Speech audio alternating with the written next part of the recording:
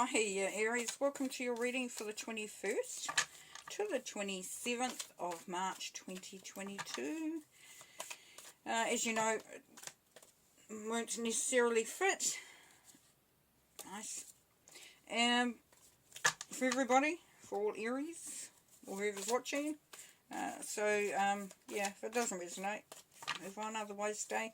And bear in mind that the cards will paint a picture or tell a story of the themes and energies that are around this week for some.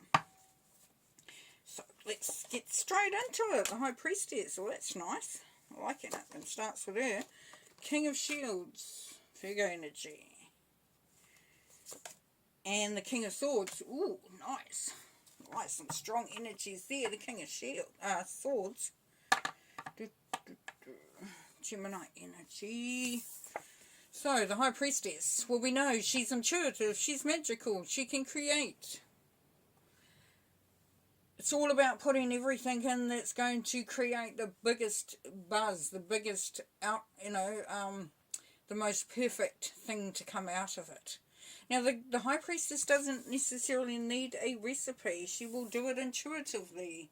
But it's that feeling your way through it. King of Shields, Virgo energy. Now, the King of Shields is a business person, so this could be to do with business, or it could do with relationships. Could be a King of Shields in your life, or it could be you. Could be a boss, business owner, even a colleague. The King of Shields is quite, he's very relaxed. He's very relaxed, like he's quite happy in his abilities. And he's always looking to see where he can sort of put his talents as well. So you could be looking at starting a business, getting involved in a business, getting into a new job potentially, but it's of your making. It's of your making there, Aries. And then we have or it could be a relationship, which is really something that you conjured up. Then we get the King of Swords. As I said, it's Gemini energy. The King is another thing altogether. Like the King of Swords is quite abrupt in the way that he communicates, because he doesn't believe in BS. He doesn't believe in, mucking around or not calling a spade a spade. He will. He's also likes to have all the facts, so he sits back and he watches and he sees and he's looking for confirmation. Like, you might tell the King of Swords something and he will like go, okay, and then he'll go away and he'll think about it and he'll look into it. He's not going to take your word for it, potentially.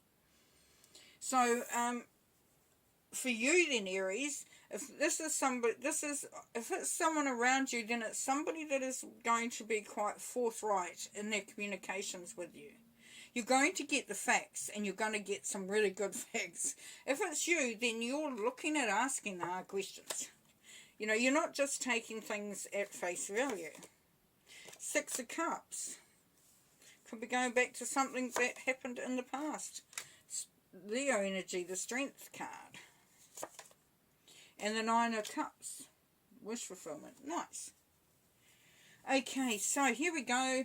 Nostalgia, going back to the past, maybe revisiting your childhood, could be catching up with family members or people from your past. So for some Aries, it could be that you're going back into a business or a career opportunity, or even a relationship from the past. It could be that you are manifesting and creating something that brings all that good feelings of the past back. That, it's, beautiful. And then under the King of Shields, we've got the Leo energy of the Strength card. Having courage, confidence, being sure of yourself, but also knowing how to, like for strength, it's like pick your battles too, Like, you potentially could not win against a dragon, but if you do it right, you can. And it's very much listening to what is going on around you. And then under this King of Swords, Mr. Stern, we've got the Nine of Cups. It's for wish fulfillment. It's creating beautiful memories. It's celebrating. So whatever you learn will really put you in a really special place. You'll be quite happy with where you're at. You're on the precipice of, yeah, this something really quite special, quite magical, quite huge too as well. Because you've got some really big energies in amongst here. Really big energies. Yes, King of Wands. Another king.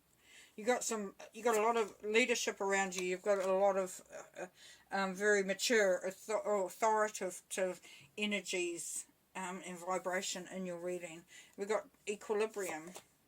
And then we've got the shadow. Ooh, the shadow. So that's Sagittarius and that's Capricorn.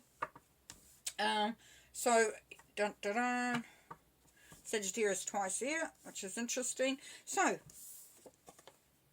King of Wands.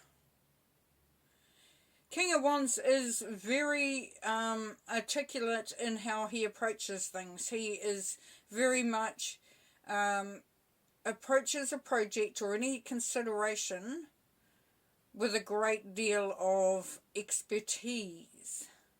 Not in the way that the King of Shields does.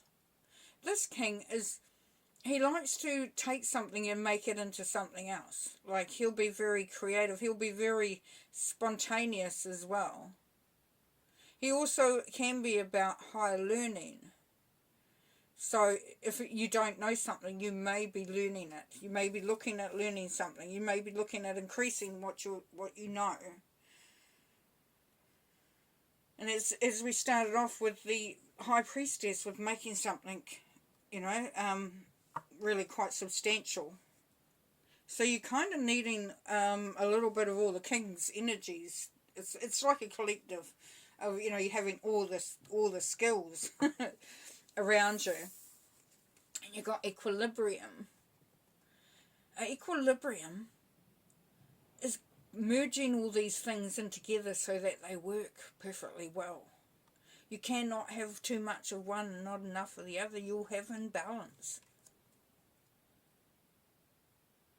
It's just quite interesting. And then we get down to this chap, the old shadow. So this has been attached to something, quite often material stuff, but it can be any sort of addictive behaviour. It's been bound to something though.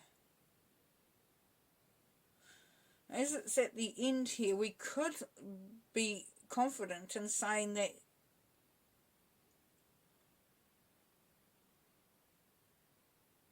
you are seriously looking at things that are holding you back.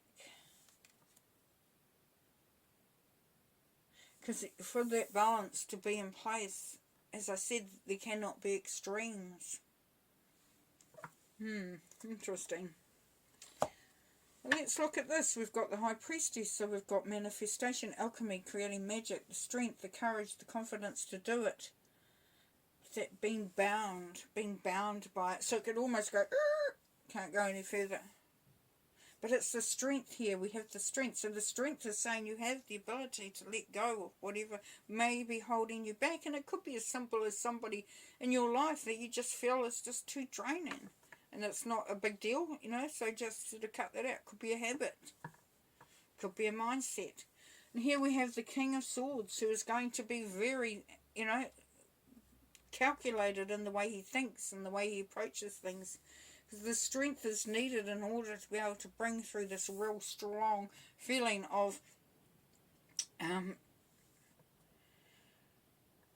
being on the ground, being at ground level, being very sort of like, it's kind of like being very stable and solid and being able to sort of run with something when needed. It's like you're going to be pulling on some resources that you have.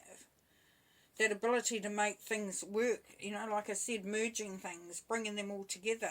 And this is allowing you to do that because you're going to be sort of ready. You're going to be ready. It's a real preparation thing coming through there for you. Okay, let's have a look at a bit more. Run out of time. We do not want to run out of time.